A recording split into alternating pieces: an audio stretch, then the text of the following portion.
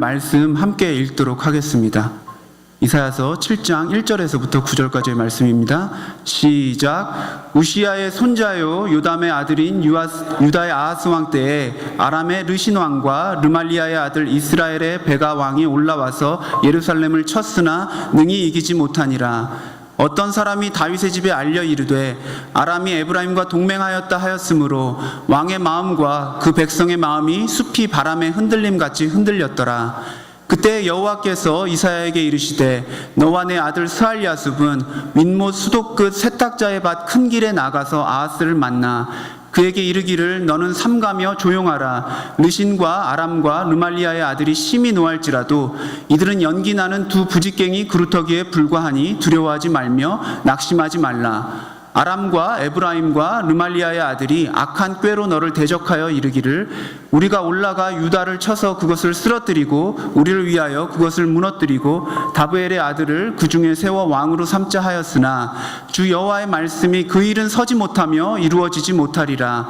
대저 아람의 머리는 다메섹이요 다메섹의 머리는 르신이며 65년 내에 에브라임이 패망하여 다시는 나라를 이루지 못할 것이며 에브라임의 머리는 사마리아요 사마리아의 머리는 르말리아의 아들이니라. 만일 너희가 굳게 믿지 아니하면 너희는 굳게 서지 못하리라 하시니라. 아멘. 자리에 앉아주시기 바랍니다.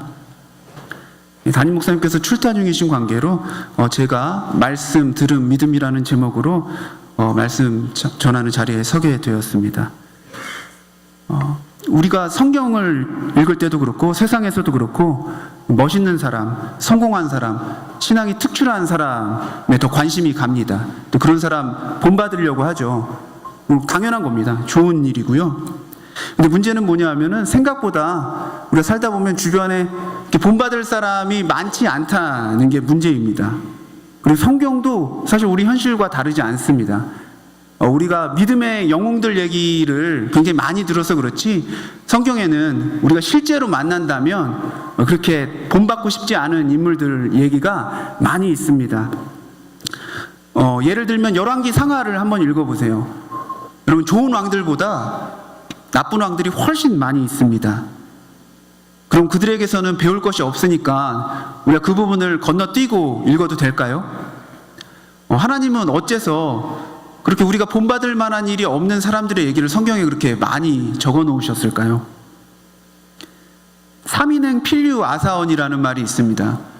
제가 PPT에 인용문 전문을 띄워놨는데요. 논어에서 공자가 한 말입니다. 뜻이 이렇다고 해요. 세 사람이 길을 가더라도 그 중에 반드시 내 스승이 될 만한 사람이 있는데 이는 그들 중 좋은 점을 가진 사람의 장점을 가려 이를 따르고 좋지 않은 점을 가진 사람의 단점으로 자신을 바로잡을 수 있기 때문이다. 마찬가지로 성경에 기록된 것 중에 필요 없는 것은 하나도 없습니다. 성경에서 악하고 믿음이 부족하다고 여겨지는 사람들은 사실 우리들의 모습을 반영하고 있을 가능성이 큽니다. 그렇기 때문에 그들을 보고 우리 자신을 돌아볼 수 있어야 합니다. 오늘 우리가 읽은 본문에 나오는 아하스 왕도 그런 경우입니다. 아람과 북이스라엘이 군사동맹을 맺었다는 소식이 당시 남유다의 왕이었던 아하스 왕에게 전해졌습니다. 아람은 지금으로 치면 중동의 시리아에 있는 나라였습니다. 팔레스타인 북쪽 지역이죠. 또 우리나라가 남북한이 갈라져 있는 것처럼 우리가 잘 알다시피 당시에 이스라엘도 솔로몬이 죽은 이후에 솔로몬이 말년에 우상숭배함으로 말미암아 이스라엘 나라가 북이스라엘과 남유다로 갈라졌습니다. 그리고 다윗 왕조는 남유다에서 계승되고 있었습니다. 오늘 본문에 나오는 이스라엘은 그 반쪽짜리 그 북쪽에 있는 북이스라엘입니다. 인접 국가들의 동맹 소식을 들은 남유다의 왕 아하스와 그 백성들은 그 마음이 숲의 나무들이 바람에 흔들림같이 흔들렸더라라고 오늘 본문에 되어 있습니다. 이 표현은 엄청난 두려움을 묘사하는 표현입니다. 우리나라 말에도 사시너무 떨듯 떤다는 말 있잖아요. 굉장히 두려울 때 쓰는 표현이죠. 히브리 사람들도 재밌게도 비슷한 표현을 사용했습니다. 근데 인접 국가들이 동맹을 맺었다는 소식이 뭐 이렇게 사시나무 떨듯 떨 일이었을까요? 우리를 한번 생각해 보세요. 만약에 중국과 일본이 동맹을 맺었다. 중국과 일본이 지금 사이가 안 좋잖아요. 동맹을 맺으면은 좀 긴장될 수 있겠죠. 쟤네들이 뭐 하려고 그러나 그 자체로 우리가 뭐 사시나무 떨듯 막 당장 전쟁이 일어날 것처럼 떨지 않습니다. 우리는 뭐 북한에서 뭐 핵을 쏘네 마네 해도 사실 크게 두려워하지 않잖아요. 근데 아하스 왕과 유다 백성은 뭐 때문에 동맹 맺었다는 소식에 이렇게 사시나무 떨듯 떨었을까요? 지금 아하스가 경험하고 있는 구체적인 상황을 파악하기 위해서는 우리가 열왕기 하에 또 역대 하에 나와 있는 역사적 배경을 살펴보는 것이 도움이 됩니다. 열왕기하 16장 6절입니다. 제가 읽어볼게요. 당시에 아람의 왕 르신이 엘랏을 회복하여 아람에 돌리고 유다 사람을 엘랏에서 쫓아내었고 아람 사람이 엘랏에 이르러 거기 거주하여 오늘까지 이르렀더라. 제가 지도를 가져왔습니다. 이게 영어로 돼 있죠. 딱 선명한 지도를 못 찾아서 제가 영어 지도를 가져왔습니다. 엘랏은 지금 이 지도에 나오지 않아요. 여러분 지도가 잘 보이시는지 모르겠는데 요 아래, 이 지도보다도 더 아래에 있는 곳이 엘랏입니다. 근데 아까 제가 말씀드렸다시피 아람은 저 북쪽에 있는 나라예요. 지금 이 지도에서 가장 북쪽에 빨간색으로 표시된 나라가 아람이라는 나라거든요. 아람과 또 유다보다도 북쪽에 있는 이스라엘이 동맹을 맺었으니까 남유다는 어디를 제일 많이 지켰겠어요? 북쪽 국경을 제일 신경 써서 지켰겠죠. 그런데 허를 찔려서 이 북쪽에 있는 나라들이 뒤로 돌아와서 남유다의 가장 최남단에 있는 도시를 점령한 거예요. 예를 들면은 중국과 북한이 편먹고 우리나라 제주도를 점령했다고 생각해 보세요. 이거 보통 일이 아니죠. 샌드위치로 공격당할 수도 있고 어쨌든 굉장히 허를 찔린 겁니다. 우리는 38선을 주로 지키고 있잖아요. 바로 그런 일들이 지금 벌어진 겁니다. 남유다로서는 놀랄 수밖에 없었겠죠. 또 오늘 읽은 이사야 7장 6절을 보면 아하스는 아람과 북이스라엘이 자신을 몰아내고 새로운 왕을 세우려는 계획이 있다는 것을 알게 되었습니다. 또 우리 현실에 비교해서 생각해 보면 지금 미국과 북한이 정상회담 논의를 한창 하고 있잖아요. 그래서 6월 12일 날 한다고 하는데 북한이 가장 두려워하는 것이 체제 보장이 안 되는 것입니다. 체제 보장이 안 되면 자기랑 자기 가족들은 평생 도망 다니다가 언제 어디서 살해당할지 모르는 일이거든요.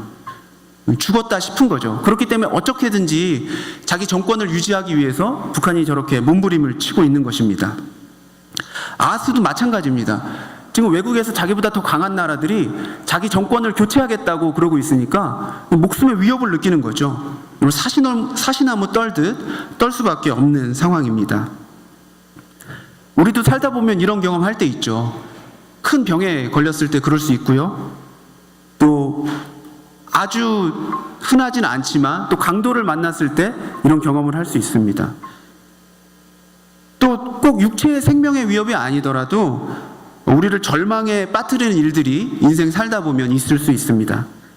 기독교인 철학자였던 키에르케고르는 절망을 죽음에 이르는 병이라고까지 불렀습니다. 깜깜하고 아무 생각도 나지 않고 어떤 경우는 기도도 나오지 않고 하나님께 매달려야겠다는 생각조차 잘 들지 않고 그저 마음속에서 어떡하지 하는 그런 어떤 자포자기의 그런 말들만 떠오르게 됩니다. 아하스가 바로 딱 그런 상황이었습니다. 이럴 때 누군가의 위로와 도움이 절실히 필요하죠. 그래서 아하스에게 하나님께서는 이사야라는 선지자를 보내서 격려하시고 용기를 주시고 약속을 주십니다. 우리가 흔히 쓰는 표현으로 지피지기면 백전백승이라는 말이 있죠. 적을 알고 나를 알면 100번 싸워서 100번 이긴다는 말입니다. 원래 손자병법에 나오는 말인데 원래 원문은 지피지기면 백전불태라고 합니다. 적을 알고 나를 알면 100번 싸워도 위태롭지 않다라는 말입니다. 하나님이 아하스에게 용기를 주시는 포인트가 바로 여기에 있습니다. 너가 두려워하고 있는 상대가 누구인지 바로 알아라. 그리고 너 자신이 누구인지 바로 알아라. 4절을 보면 먼저 너가 두려워하는 것이 무엇이냐고 하나님께서 묻고 있습니다. 그에게 이르기를 너는 삼가며 조용하라. 르신과 아람과 르말리아의 아들이 심히 노할지라도 이들은 연기 나는 두 부직갱이 그루터기에 불과하니 두려워하지 말며 낙심하지 말라. 여기 나오는 심히 노했다는 표현은 히브리어 원문을 보시면은 콧구멍에서 불이 난다는 표현입니다. 마음에 드는 이미지를 제가 못 찾았는데요. 우리가 만화 같은 거 보면은 화가 너무 많이 나서 폭발 직전일 때 귓구멍에서 연기가 나고 막 불이 나거나 콧구멍에서 불이 나고 연기가 나는 그림들을 보실 수 있잖아요. 그런 표현이에요. 우리나라 말에도 씩씩거린다는 표현이 있죠. 너무 화가 날 때 이렇게 뜨거운 바람을 내뿜는 표현이잖아요. 히브리 사람들도 여호와가 굉장히 화가 났다는 표현을 하거나 아니면 자기가 무서워하는 사람이 굉장히 화가 났다는 표현을 쓸 때 바로 콧구멍에 불이 난다는 표현을 썼습니다. 아하스의 눈에 비친 아람과 북이스라엘의 모습이 바로 이렇게 연기를 내뿜는 환한 맹수와도 같았습니다.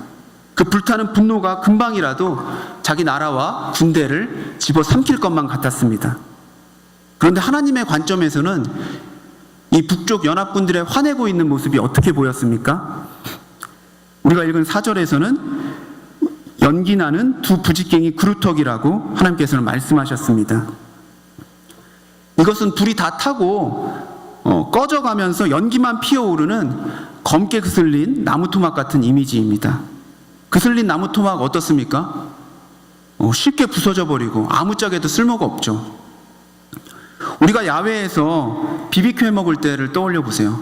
우리가 고기를 다 구워 먹은 다음에 그 타고 남은 숯에다가 물 한번 뿌리면 연기만 피어오르잖아요.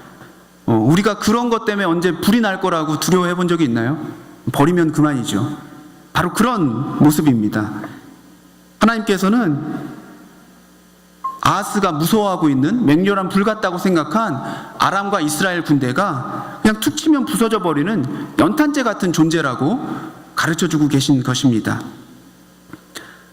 우리는 무엇을 두려워하며 살아갑니까? 당장 사업이나 직장에서 일이 잘 풀리지 않으면 두렵죠. 자녀들이 내가 원하는 대로 잘하지 않을까봐 두려울 수 있겠죠. 또 이민 생활이 힘들어서 두렵죠. 또 어떤 때는 내가 뭘 두려워하는지도 모르겠고 특별한 일이 없는데도 또 막연하게 두려울 때가 있어요. 오늘 성경은 우리가 두려워하는 대상이 무엇인지 하나님의 눈으로 성경의 빛으로 바로 바라보라고 하는 것입니다. 우리가 두려워하는 그것을 하나님은 그렇게 대단하게 생각하지 않으신다는 거예요. 우리가 성경도 읽고 교회도 나오지만 우리의 관점이 여전히 우리 기준에 머물러 있고 세상의 가치관과 크게 다르지 않다면 우리는 예수 믿기 전에 아니면 예수를 올바로 믿기 전에 두려워하던 것을 평생 두려워하면서 살아가게 됩니다. 그렇다면 우리 신앙생활이 죽을 때 천국 갈 때 빼고 이 땅에서 지금 사는 동안 무슨 소용이 그렇게 있겠어요? 우리가 정말 하나님의 자녀라면 하나님이 별것 아닌 것으로 보는 것을 우리도 대단하게 보지 않는 연습이 필요합니다. 다음으로 하나님께서는 아하스에게 나 자신이 누구인가를 바로 알도록 도전하십니다. 하나님이 보시기에 아하스는 어떤 존재입니까? 7절에서 9절이 아하스에 대해서 말하고 있는데 언뜻 보기에는 무슨 말인지 쉽게 이해가 가지 않습니다. 그래서 제가 중심 내용을 그냥 PPT에 패러프레이즈를 해봤어요. 조금 고쳐봤습니다. 대충 이런 뜻이 됩니다. 아람과 북이스라엘의 예루살렘을 향한 계획이 이루어지지 않을 것이다. 왜냐하면 아람의 머리는 다메섹이요 다메섹의 머리는 르신이며 에브라임의 머리는 사마리아요 사마리아의 머리는 르말리아의 아들이기 때문이다. 아람 민족 중에서 가장 큰 도시국가였던 다메섹의 왕 르신은 하나님을 알지 못하는 이방 왕이었습니다. 또 하나님이 세우신 다윗 왕조가 남유다에서 계승 유지되었던 것과는 달리 북이스라엘에서는 반란과 왕위 찬탈로 그 역사가 점철되어 있었습니다.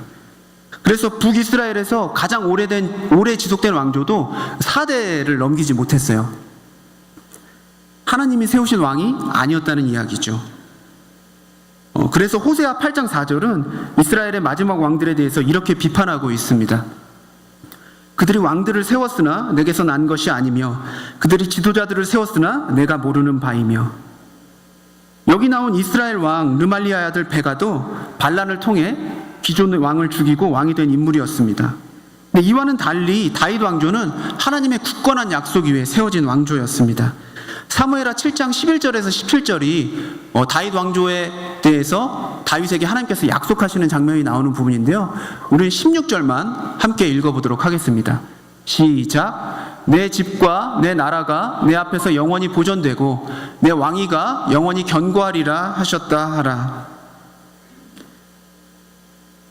다윗 왕조를 계승한 왕으로서 왕가의 교육을 통해서 아하스는 어려서부터 이 약속을 귀에 못이 박히도록 들어왔을 것입니다. 이 약속을 이렇게 잘 알고 있을 아하스에게는 아까 우리가 본 이사야 7장 7절부터 9절이 이렇게 들렸어야 합니다. 아람과 북이스라엘의 예루살렘을 향한 음모가 이루어지지 않을 것이다. 왜냐하면 아람의 머리는 다메섹이요 다메섹의 머리는 하나님을 모르는 르신이며 에브라임의 머리는 사마리아요 사마리아의 머리는 자기들끼리 스스로 싸워서 왕이 된 하나님과 상관없는 왕 르말리아의 아들이기 때문이다. 그리고 다음과 같은 내용이 본문에는 나타나 있지 않지만 아하스에게 떠올려졌어야 합니다. 하지만 유다의 머리는 예루살렘이요 예루살렘의 머리는 하나님이 세우신 다윗 왕조의 왕인 아하스이다. 그러므로 예루살렘과 다윗 왕조는 안전하다. 이 말하여지지 않았지만 앞의 말을 듣고 아하스가 바로 떠올렸어야 하는 이 마지막 부분이 하나님께서 아하스에게 전달하고자 하는 핵심 메시지였습니다.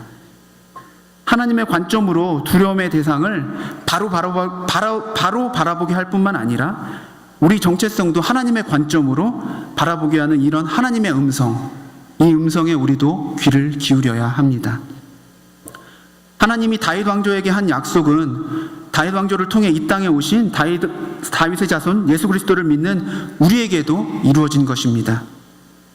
그런데 우리는 너무 쉽게 우리가 하나님의 선택받은 백성이며 그분을 아바 아버지라고 부를 수 있는 자녀임을 잊어버리고 대단치 않게 생각할 때가 많은 것 같습니다. 오히려 우리 주변과 이 세상을 더 과대평가하죠. 남들만큼 넉넉하지 않은 것 같아서, 남들만큼 좋은 직장이 아니라서, 남의 자식이 내 자식보다 더 잘 되는 것 같아서 자신을 초라하게 볼 때가 많이 있는 것 같습니다. 그런데 그런 모습은 타고 남은 연탄재와도 같은 르신과 배가 앞에서 떨고 있는 아하스의 모습과 다를 바가 없는 것입니다. 하나님이 보시는 눈으로 나 자신을 바라보지 못하고 세상의 판단으로 나 자신을 바라보기 때문입니다. 그렇다면 이런 우리가 어떻게 하나님의 관점을 가질 수 있겠습니까? 오늘 세상의 가치관과 군사력의 강약으로만 자신을 다른 나라와 비교하고 자신의 안전을 판단하던 아하스에게는 하나님이 이사야라는 걸출한 선지자를 보내주셨습니다. 그럼 우리도 선지자가 찾아오기를 기다릴까요? 만약에 오늘 우리한테 하나님께 직통 계시를 받아서 온 선지자라고 나타나서 우리 교회가 이렇게 해야 되고 너희가 이렇게 해야 된다라고 말하는 사람을 만난다면 여러분 쉽게 넘어가시면 안 됩니다. 그런 사람은 이단일 가능성이 큽니다. 100 중에 100이라고는 안 하겠지만 100 중에 99명은 그렇습니다. 그럼 우리는 오늘 어떻게 들을 수 있습니까? 우리는 이 성경을 통해서 들을 수 있는 것입니다. 제가 성경을 통해서 들을 수 있다고 할 때는 그냥 종이에 써 있고, 아니면 우리 휴대폰으로 많이 보죠. 휴대폰 화면으로 써 있는 것을 보거나, 아니면 음악 소리처럼 우리가 설교를 들을 때 그냥 고막에 울리는 소리를 듣는다는 그런 말씀을 드리는 것이 아닙니다. 아람의 수도는 다메섹이고 다메섹의 왕은 르신이라는 사실, 오늘 우리에게는 미국 대통령이 트럼프라는 것을 모르는 사람이 없는 것처럼 그 당시 사람들이 당연하게 알고 있었던 사실, 그 사실 이면에 하나님이 판단하시는 더 정확한 진실, 그들은 하나님이 세우신 왕이 아니며 다윗 왕조인 아하스가 하나님 세우신 왕이기 때문에 그들을 두려워할 필요가 없다는 그 하나님의 음성을 들어야 한다는 말입니다. 아하스에게 이 메시지가 전달되었던 것처럼 우리에게도 우리 삶에 구체적으로 말씀하시고 용기를 주시는 하나님의 간절한 외침이 들려야 합니다. 우리의 삶을 우리보다 더 정확하게 진단하시고 때로는 추상같이 책망하시기도 하고 때로는 다 무너져가는 우리 마음을 따뜻한 말 한마디로 다시 일으켜 세우기도 하시고 또 우리가 답답하고 깜깜해서 어떻게 해야 될지 모를 때에 나침반이 되시는 말씀을 우리가 성경을 읽을 때 깨닫게 하십니다. 누구에게나 똑같이 써있는 성경이죠. 누구에게나 똑같이 들리는 설교 내용입니다. 그러나 내가 읽을 때, 내가 들을 때 하나님께서는 나를 향해 구체적으로 말씀하시고 우리는 그 음성을 들어야 하는 것입니다. 성경에서 듣다라는 말은 두 가지 의미가 있어요. 첫 번째는 말 그대로 물리적인 소리를 듣는 감각작용으로서의 듣다입니다. 이것은 의지가 필요 없습니다. 청각에 장애가 없는 사람이라면 어떤 소리가 들릴 때 저절로 노력하지 않아도 그것이 들리게 되어 있습니다. 그런데 듣다라는 단어에는 두 번째 의미가 있습니다. 바로 순종하다라는 의미죠.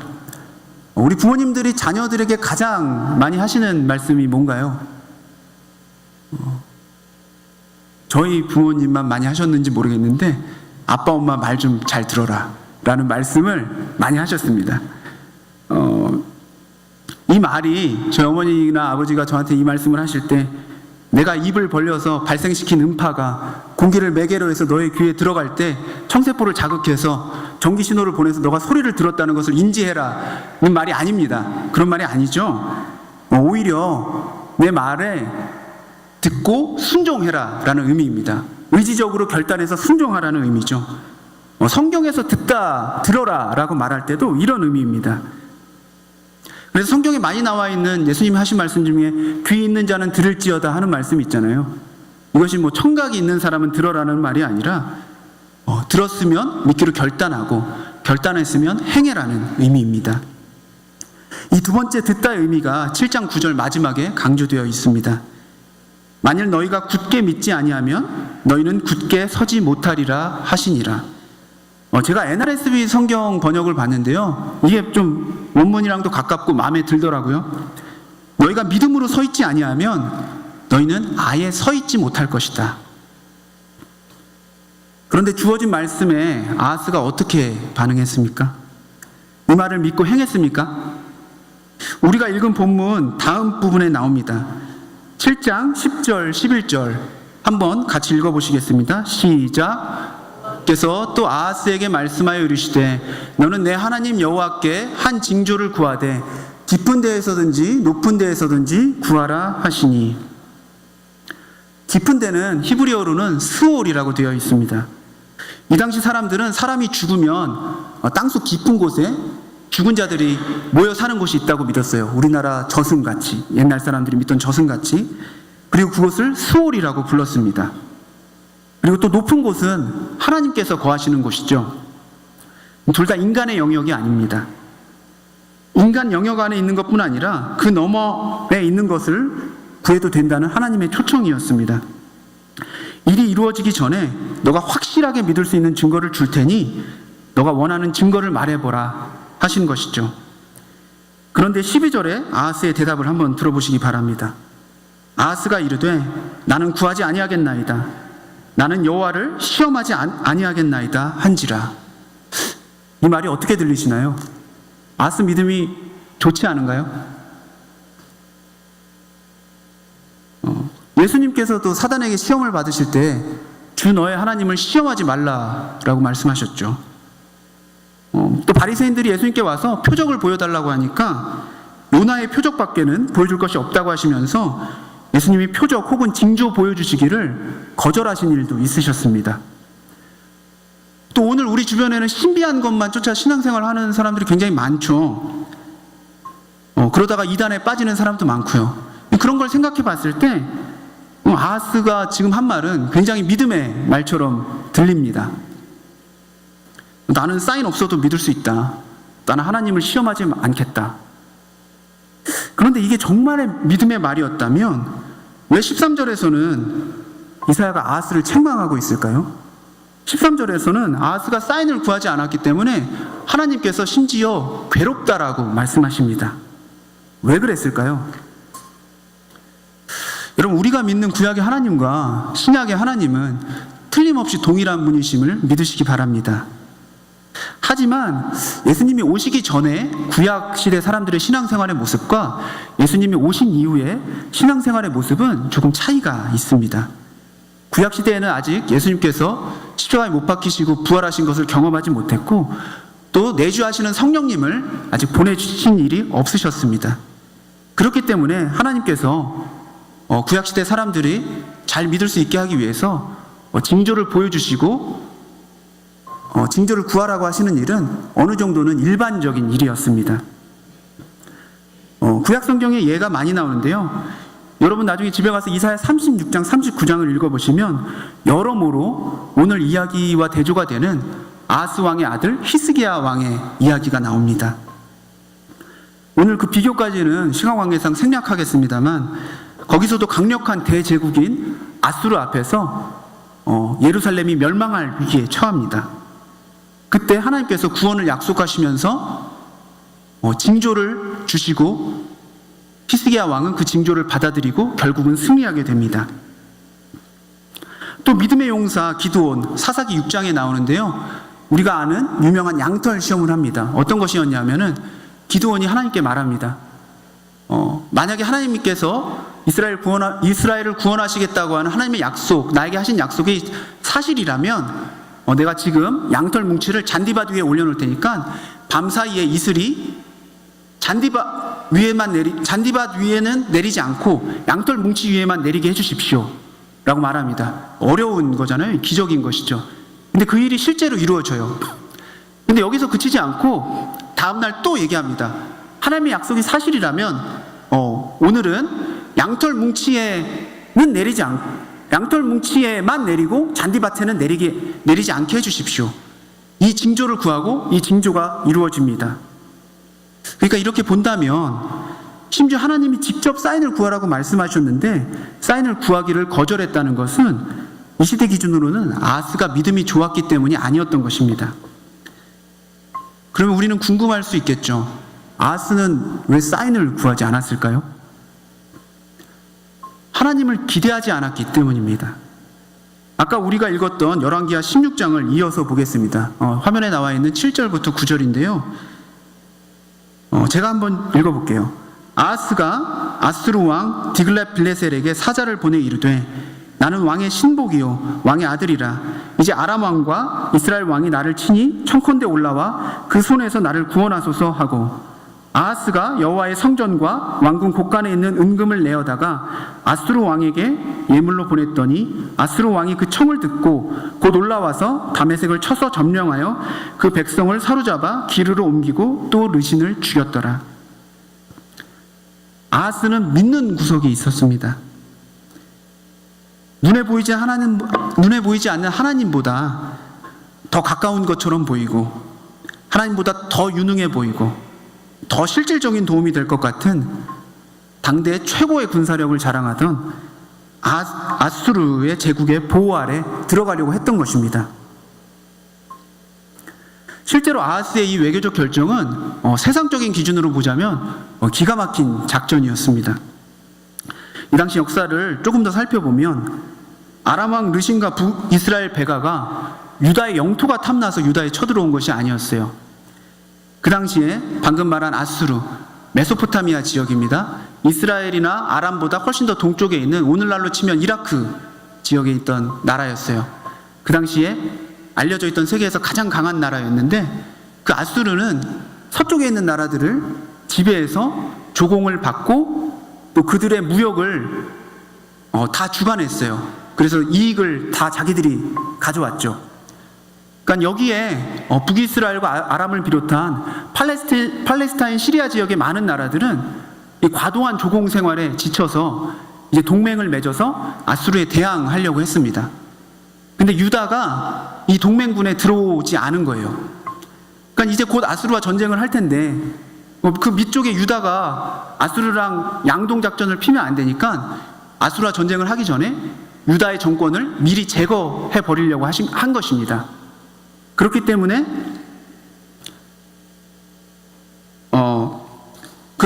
아람과 이스라엘이 유다를 쳐들어오게 된 것이죠. 이렇게 보면 아하스는 국제 정세에 밝은 아주 똑똑한 지도자였어요. 왜냐하면 아람과 북이스라엘을 포함해서 그 동맹을 맺어서 아수르와 싸웠던 모든 나라들은 남유다보다 최소한 100년 이상 전에 다 멸망했습니다. 아수르한테. 그러니까 이렇게 국제 정세에 밝은 아하스 왕이 보기에 하나님이 해주실 테니 징조나 구하라는 이사야가 하는 말이 얼마나 세상 편한 뜬구름 잡는 소리처럼 들렸겠어요.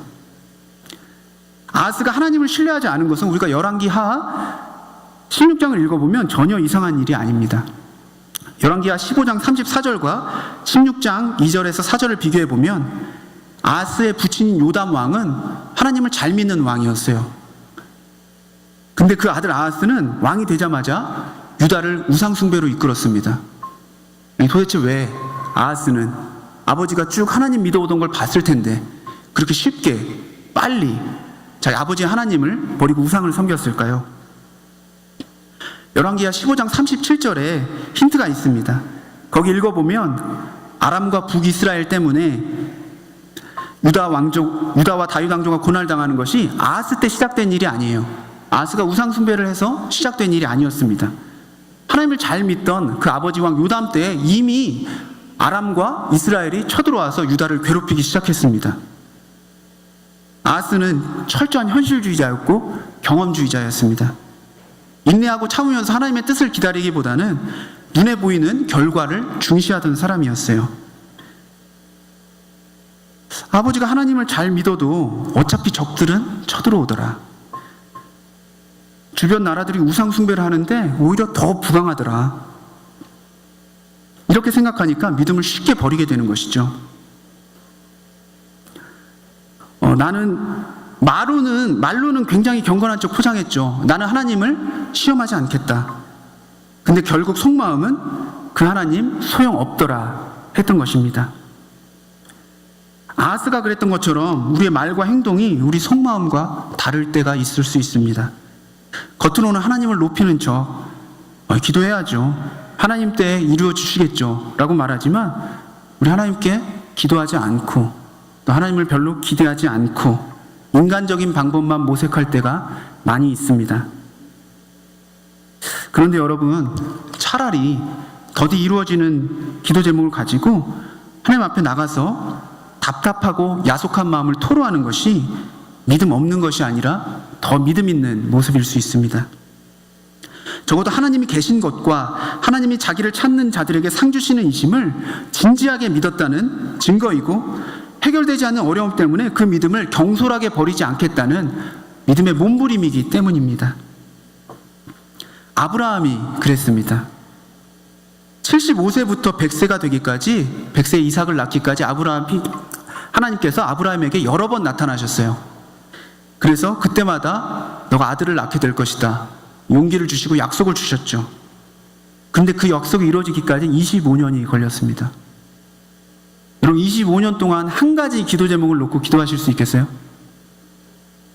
여러분 25년 동안 그 한 가지 제목 놓고 기도하는데 그 중간에 믿음이 약해지지 않을 수 있겠어요?